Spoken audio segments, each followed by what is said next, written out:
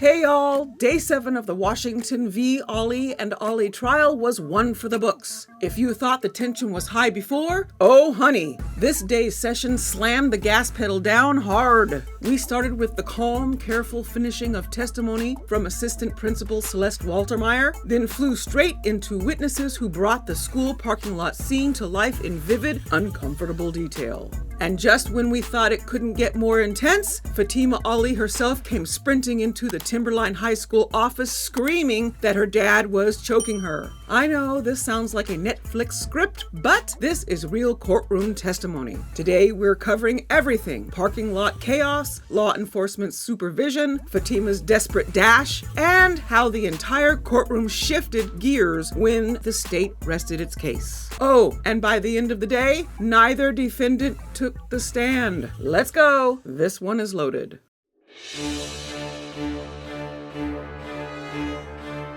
The morning opened with continuation of Celeste Waltermeyer's testimony from day 6. Prosecutor Stone guided her through the chaotic aftermath inside the school office. This confirmed that cross of Celeste had not yet completed on day 6. She finished her direct examination before stepping down. Celeste painted a vivid picture of the moments after the alleged attack at the bus stop, controlled but tense, with administrators scrambling to lock down parts of the school and keep students safe while law enforcement swarmed in.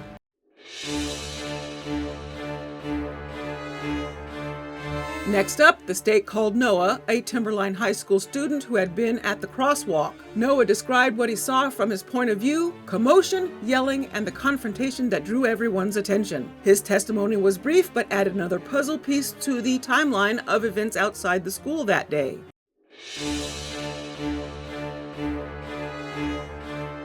The state then recalled Officer Tori Chavez to clarify procedural details from her initial testimony on day 5. This wasn't long, but it tied up loose ends on how the scene was secured and showed the transition from street chaos to controlled investigation. After redirect and some cross-examination, Officer Chavez was excused once again.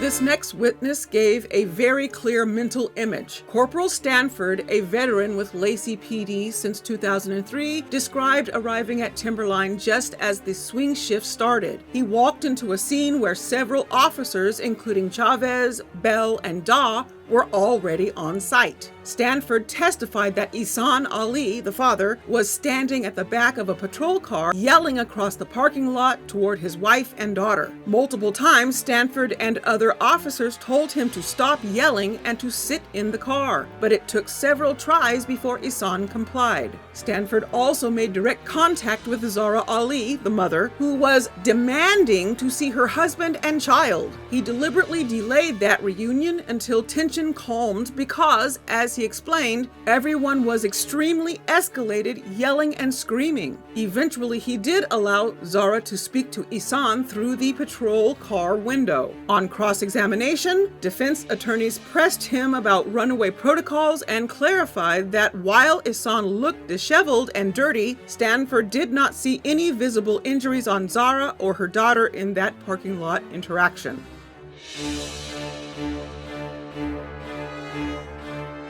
Enter Tracy Arnold, a student assistant professional with a master's in behavioral health and addiction counseling. Her testimony was the turning point of the day and, frankly, one of the most emotionally charged moments of the trial so far. Arnold explained that she had known Fatima for a couple years because Fatima and her sister often came by her office after school for snacks while waiting for a ride. On October 18th, she hadn't seen Fatima all day until just minutes before the final bell, when she noticed Fatima sitting quietly with 2 bags, looking frail, thinner than before, and scared. After the bell, Arnold went back to her office only to hear chaos erupt. Fatima suddenly burst into the main office, staggering, face red, hands at her throat, screaming in a raspy, strained voice. "He tried to kill me! My dad tried to kill me! He was choking me!" Arnold's instincts kicked in. She told school counselor Liz Robinson to get the kids to a locked room while she ran to shut the glass door to keep others out. Moments later, Zahraa Ali ran in after Fatima shouting, "Where's my daughter? I saw my daughter go through here." Arnold described slamming shut the heavy double doors with her full body weight as Zahraa tried to push inside, then holding them closed from the inside while the school went into lockdown.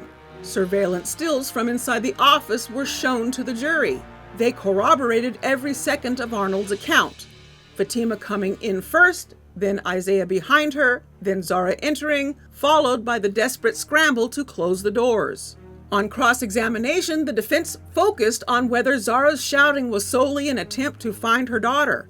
Arnold agreed that Zahraa was frantic and calling for her child, but emphasized that Fatima's condition was unlike anything she'd ever seen before. Terrified, in pain, and running as if she was escaping.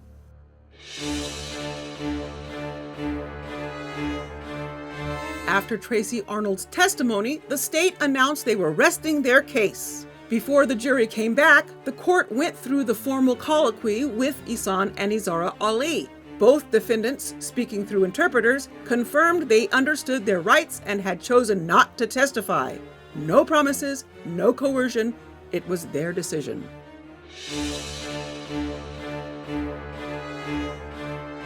Defense attorneys made 2 last-minute motions to dismiss the unlawful imprisonment charge, count 3, and to dismiss first-degree assault, count 2, arguing that strangulation alone doesn't prove intent to cause great bodily harm. The judge wasn't buying it. After a brief recess, she ruled that both charges will go to the jury, noting that parents cannot use strangulation as a form of restraint and that the law does allow strangulation to be charged as first-degree assault. Motion denied.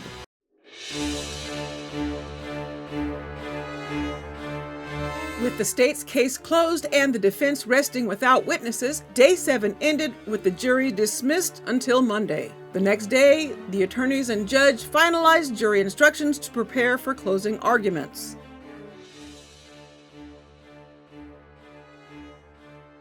Before I dive into my final thoughts, let's hit pause for a second and talk about Day 8. And honestly, it was all about what's called a charge conference. If you're new to court terms, that's basically a really long meeting between the lawyers and the judge where they argue about the exact instructions the jury will hear before they start deliberating. No new witnesses, no new evidence, no dramatic moments, just legal housekeeping. So if you're the type who loves watching lawyers debate commas and phrasing, you can check out the full Day 8 video. I'll pin the link in the description. But for the rest of us, there's nothing new that changes the story since Day 7. Think of it as the calm before closing arguments.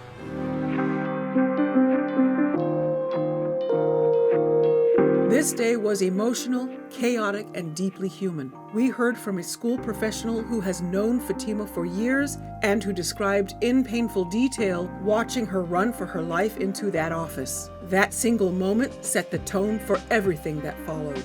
From the calm of Celeste Waltermeyer's administrative testimony to Tracy Arnold's raw, vivid account, this day captured the spectrum of responses in a community rocked by violence. And while the defense tried to push back on intent and parental authority, the state left the jury with a very clear narrative before resting.